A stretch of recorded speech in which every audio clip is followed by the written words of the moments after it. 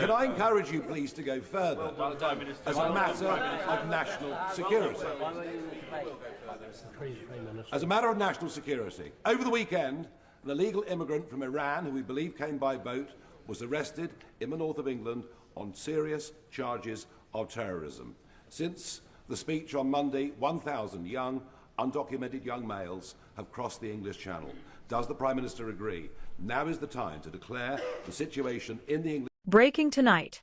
We are bracing now for a fourth night of protest in Northern Ireland. The United Kingdom woke to fire. Ballymena burned first, a town of 30,000, now the spark for 100,000 marching across the north.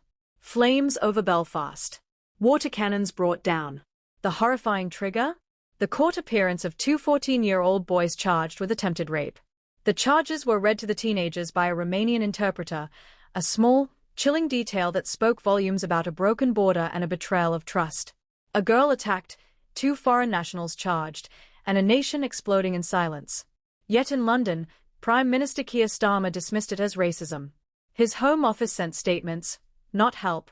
Westminster stayed dry while the North drowned in its own streets. From the alleys of Ballymena to the bridges of Derry, the message was one line long: we've lost our country, and we're taking it back.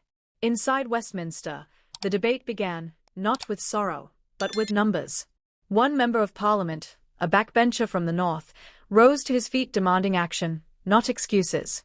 This is a border security crisis, but it is also a public safety crisis, especially for women and girls, he roared, slapping a sheaf of papers on the dispatch box. The tension was palpable. He cited a terrifying, leaked internal briefing.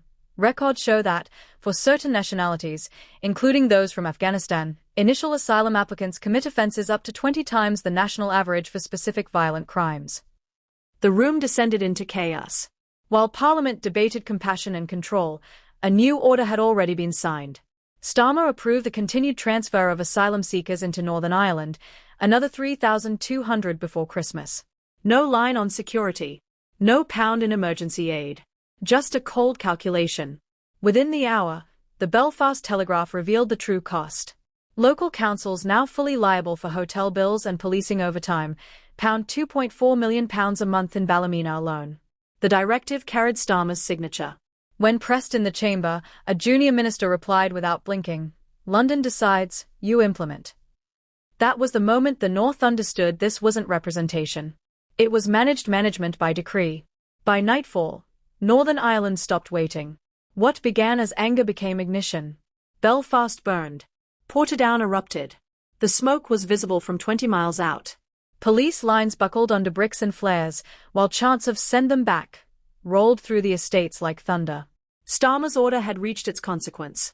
Hotels turned into fortresses. Local streets became war zones. In one night alone, 5 towns fell under emergency curfew. Over 300 arrests. 41 officers injured. Property damage topping £8 million. The Home Office called it contained disorder. The people knew better. It was rebellion. A leaked police memo told the truth. We are outnumbered, outfunded, and out of trust. Officers refused to push further, some laying down shields as mothers screamed for their sons. One veteran in Belfast, a man with a shaking voice but steady eyes, shouted into a camera, "We fought the IRA for this land. Now we fight our own government for it."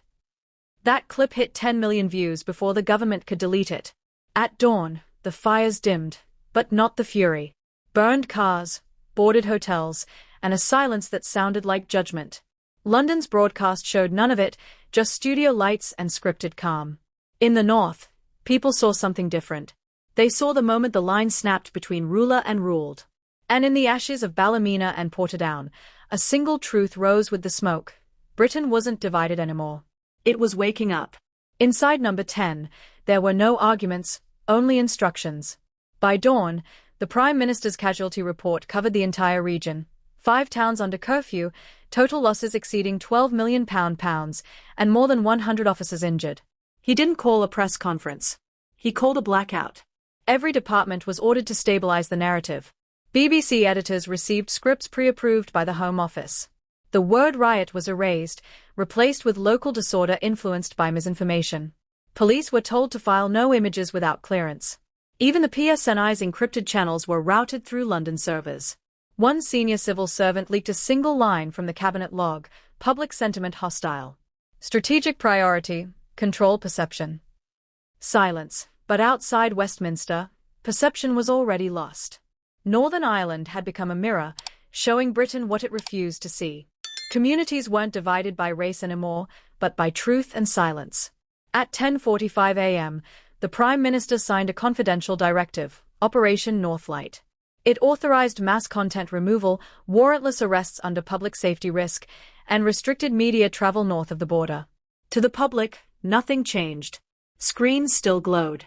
Anchors still smiled. But the news had gone hollow. Downing Street declared the crisis contained. It wasn't containment. It was concealment. And for the first time, the United Kingdom feared not the flames, but the light. Parliament met behind armed gates. Half the benches were empty. The Speaker's gavel echoed over silence. Outside, the chant built like thunder. Resign. Answer. Now. Markets crashed. £6 billion pounds erased in a day. The pound hit a decade low. Foreign embassies withdrew staff. Starmer appeared on camera. Pale.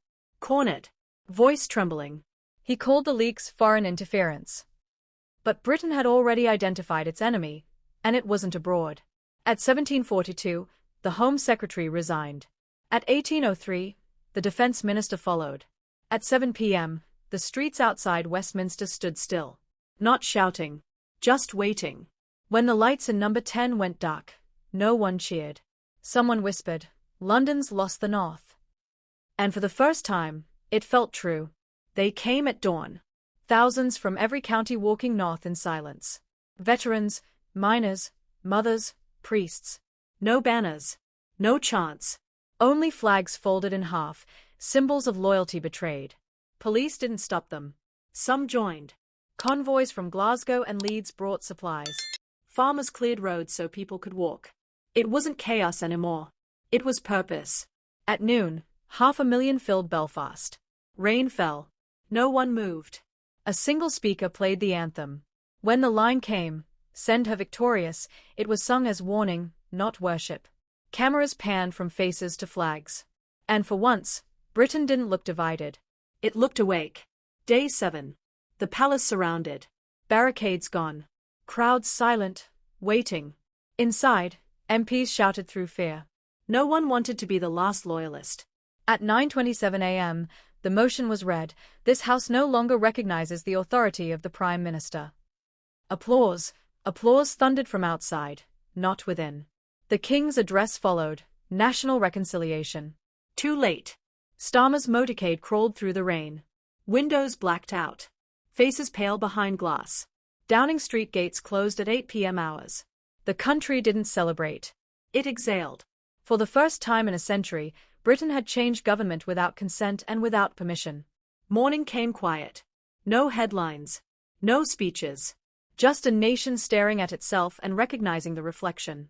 In Belfast, murals covered burn marks. In Derry, candles still burned on wet cobblestones. In London, the silence of power had become the voice of the people. Great Britain, not broken, only unheard, was speaking again. And this time, no government could mute it. This is UK Pancakes. If you believe truth still matters, subscribe to UK Pancakes and never look away. Thank you for watching.